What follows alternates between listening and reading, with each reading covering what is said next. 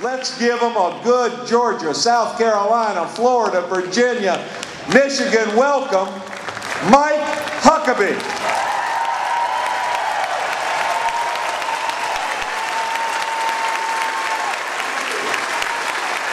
Thank you all very much for coming out here to Columbia and the FairTax rally. What a thrill it is to see this number of people supporting something that'll change America. Thank you so very much for being here.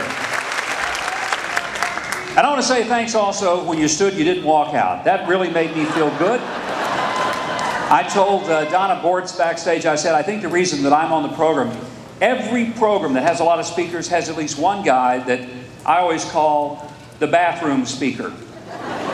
You don't know what that means, but I'm about to tell you. There's one guy on the program. And that's the one as people look and say, let's see who's talking. Okay, yeah, I'm going to the bathroom during his talk. And that's why I'm here tonight. I am the bathroom speaker. I thank all of you for just going there in your seats instead of leaving the building. Thank you very much. Now look, I know you've been there a long time and you're being asked to hang around a little longer, so I know something that you may not know that I know. Jesus never did political rallies, ever. And you wonder how I know that. Because, I mean, the Bible never says anything about it. But let me explain to you why I know this. Because, thank you, Neil. I'm talking about Jesus. You should come and hear this. But one more step, Neil, and you're falling off. Wow. You know, if Neil had taken one more step, he would have been the most viewed YouTube video in America tomorrow. It would have surpassed the guy passing out on Glenn Beck. I may be one of the only people in America who know that Glenn Beck slipped that guy something in his coffee right before he went on to boost the ratings. I know he did that. Here's why I know Jesus never spoke at political rallies, because if he had done so, there would have been another beatitude in the New Testament. Blessed are the brief, for they shall be invited again. It isn't in there. Therefore, he never spoke at a political rally. Now, this is one of those times in the event in which everything that needs to be said has already been said. But not everybody said it yet, and that's why I'm here. I don't have to convince you, if you've come here, that the fair tax would be transformational in changing not just the economy of America, but changing the capacity for every American to be able to live the American dream. And the American dream is what many of us celebrate. And it's what we also are most concerned about losing. Across this country today, hundreds and hundreds of thousands of people gathered in tea parties in order to protest what they believe is a government that has forgotten who they work for. You see, it was real simple in the early days. In the early days of our country, we understood that we were going to create a government unlike any that had ever existed in the history of mankind. And that government essentially would be one in which we would select some people from among ourselves and we'd send them to Washington. Now, we'd pick some folks we didn't think we'd miss very much. And we'd send them to Washington, and basically their only purpose was just to sort of tell each other what the needs of the states were. And we were so adamant about making sure that we protected and preserved what was happening back there in those states that we even added an amendment to the Constitution called the 10th Amendment.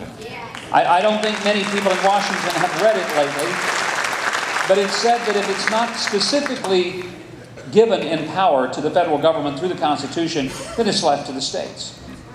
Unfortunately, over time, people tend to have forgotten about it. Over the last few months, we've seen things that I think most of us never thought we would see.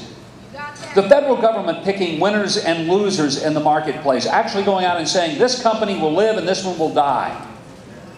And picking out companies that they're having to resurrect because those companies were recklessly run by people who were more concerned about making a quick buck without having any concern whatsoever as to who it hurt, as long as they personally got helped enough that they could build for themselves $35,000 commodes and $1,400 wastebaskets for their nice redecorated offices. And the fact is, a lot of Americans kept looking at this stuff and seeing that the government was going to bail out the very companies that had been so mismanaged that it would have caused, in any other setting, people to be fired, and instead people were being rewarded. Now, I think Neil said it a little differently a few minutes ago, but let me reiterate this. I've raised 3 kids. They're all grown now, all out of college. I always like to see young parents, and when I do, I say, you know, there's 2 great moments in the life of a parent. The day the kid is born, and the day the kid gets out of college and is off your payroll and on somebody else's. Those are the 2 greatest days in the life of that kid.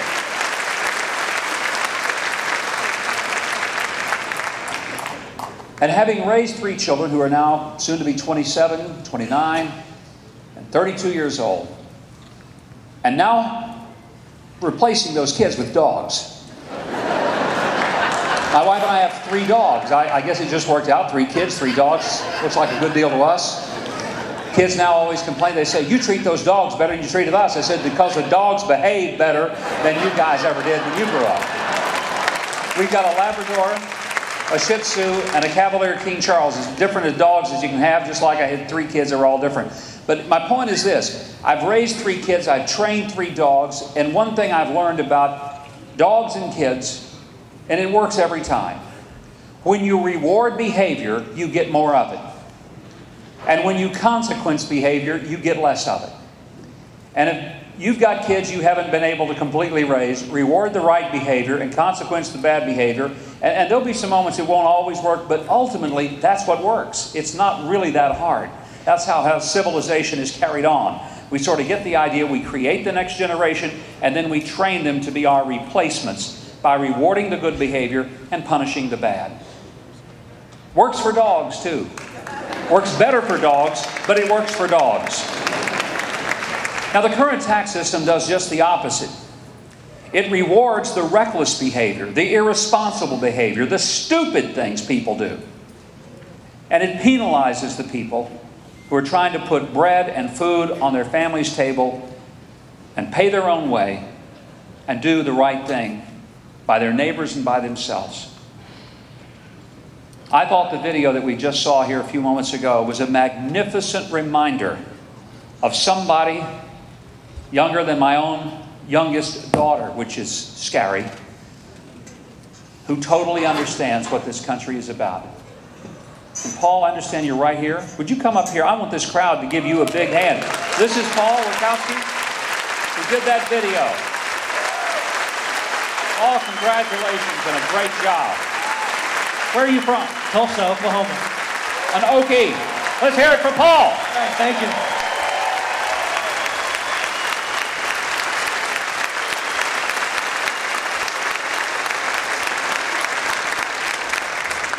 When I hear people say, well, we'll never get the fair tax passed, I'm thinking, you know, as long as we've got young men like Paul coming up who are willing to put his heart and soul into the message, I believe that we will and we can and that we must.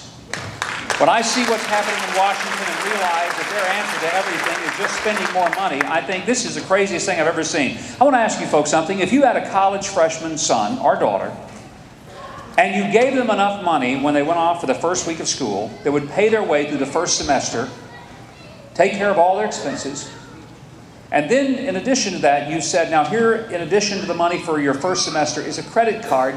Now, it is only to be used in an extreme emergency. A lot of other parents have done the same dumb thing.